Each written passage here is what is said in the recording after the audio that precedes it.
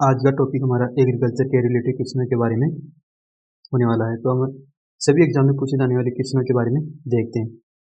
पहला क्वेश्चन है हमारा, प्रथम श्रेणी का सर्वोत्तम बीज है, यानी प्रथम श्रेणी का सर्वोत्तम बीज कौन सा है। तो पहला ऑप्शन है ब्रीडर सीड, दूसरा ऑप्शन है सर्टिफाइड सीड, तीसरा ऑप्शन है न्यूक्लियस सीड, चौथा ऑप्शन है ट्रूथफुल सीड। तो सर्वोत्तम श्रेणी का बीज है न्यूक्लियस सीड। दुग्ध उत्पादन में भारत का विश्व में कौन सा स्थान है। तो प्रथम ऑप्शन है, पहला ऑप्शन है प्रथम, दूसरा ऑप्शन है द्वितीय, तीसरा ऑप्शन है तृतीय, चौथा ऑप्शन है चतुर्थ। तो भारत का विश्व में प्रथम स्थान है दूध उत्पादन में। 2017-18 तक देश में आईसीआर द्वारा स्वीकृत कृषि विज्ञान केंद्रों केवीके की संख्या है, यानी 2017-18 तक आईसीआर द्वारा स्वीकृत कृषि विज्ञान केंद्रों की संख्या थी।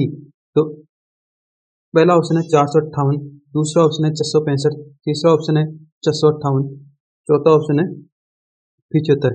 तो ऑप्शन होगा बी, 665 थी। कृषि में महिलाओं हेतु राष्ट्रीय अनुसंधान केंद्र कहाँ स्थापित है। तो पहला ऑप्शन है पटना, दूसरा ऑप्शन है दिल्ली और तीसरा ऑप्शन है भुवनेश्वर, चौथा ऑप्शन है कटक। तो भुवनेश्वर में स्थित है। हरित क्रांति का संबंध किससे है। पहला ऑप्शन है उर्वरक प्रयोग से, दूसरा ऑप्शन है खाद्यान्न उत्पादन से, तीसरा ऑप्शन है दुग्ध उत्पादन से, चौथा ऑप्शन है हॉर्टिकल्चर फलों से। तो खाद्यान्न उत्पादन से है हरित क्रांति का संबंध। पीली क्रांति का संबंध है गन्ना उत्पादन से, गेहूं उत्पादन से, तिलहन उत्पादन से, मक्का उत्पादन से। तो तिलहनी उत्पादन से है। मत्स्य उत्पादन में आसातित वृद्धि के लिए निम्न में से कौन सी क्रांति जिम्मेदार है। पहला ऑप्शन है खेती क्रांति, दूसरा ऑप्शन है लाल क्रांति, तीसरा ऑप्शन है नीली क्रांति, चौथा ऑप्शन है रजत क्रांति। तो खेती क्रांति जिम्मेदार है।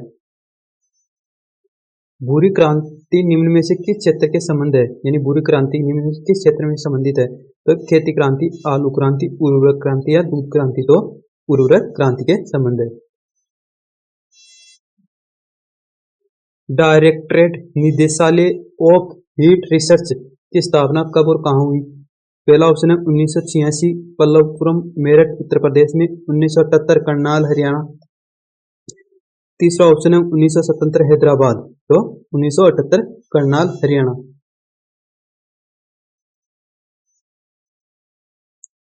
Project directorate on cattle research की स्थापना कब और कहाँ हुई।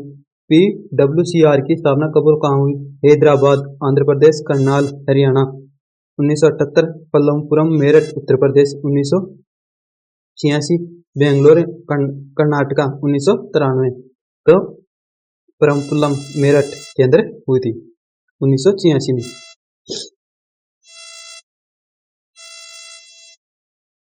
किसी विशिष्ट कृषि परिस्थिति अवस्था के लिए विकसित अधिक उपज देने वाली किस्म को कहते हैं, यानी किसी विशिष्ट कृषि पारिस्थितिकी अवस्था के लिए विकसित अधिक उपज देने वाली किस्म को कहते हैं हाइब्रिड,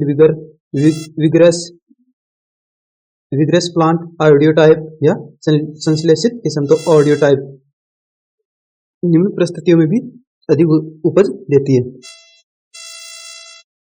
उत्परिवर्तन की दर को कहते हैं, उत्परिवर्तन की दर होती है, यानी कि उत्परिवर्तन की दर कितनी होती है, यानी 10 से 2 या 10 से 4, 10 से 5 से लेकर 6 या 10 से 8 से लेकर 10, इनमें से कोई नहीं। तो 10 से 5 से लेकर 6। डायरेक्टरेट ऑफ पोल्ट्री रिसर्च की स्थापना कब और कहाँ की गई।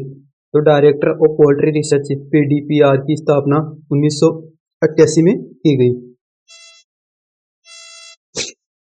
प्रथम मानव निर्मित धान्य ट्रेटिकेल है, यानी कि मानव निर्मित धान्य ट्रेटिकेल प्रथम है। तो गेहूं और राई का संकरण से प्रथम धान्य ट्रेटिकल है।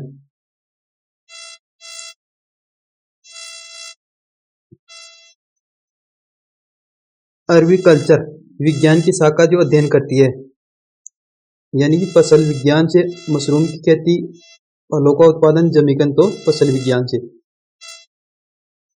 पेरा फसल की बुआई का मुख्य उद्देश्य है अवशेष नमी का उपयोग अधिक पैदावार प्राप्त करना, अधिक आय प्राप्त करना, दो या दो से अधिक फसल होना। तो अवशेषित नमी का सदुपयोग करना। वन सागर डैम प्रोजेक्ट किस नदी पर बना है? तो सोना नदी पर बना है। तिपाईमुख डैम प्रोजेक्ट किस नदी पर बना है? तो बेतवा नदी पर बना है। सरदार सरोवर डैम प्रोजेक्ट किस नदी पर स्थित है? किस नदी पर है? चंबल नदी पर स्थित है।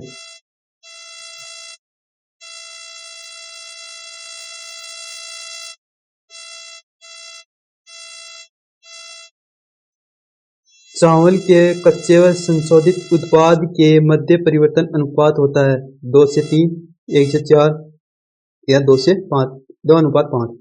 तो 2:3 होता है।